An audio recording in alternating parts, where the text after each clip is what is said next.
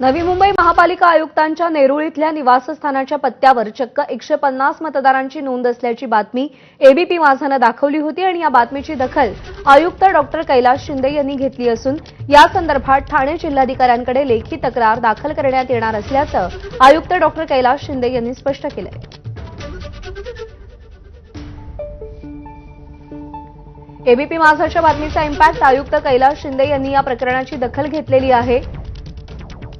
विनायक पाटील आपल्याला अधिक अपडेट देतील। विनायक, आयुक्त यापुढे काय पावलं उचलणार आहेत?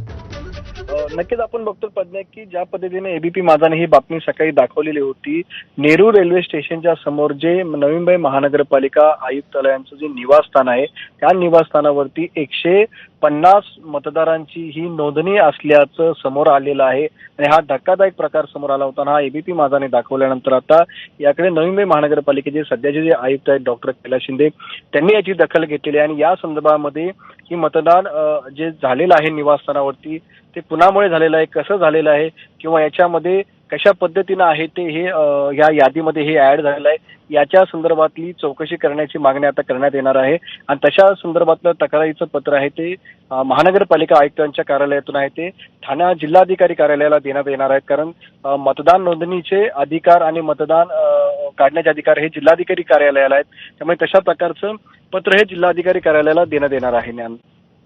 विनायक, धन्यवाद दिलेल्या माहितीसाठी।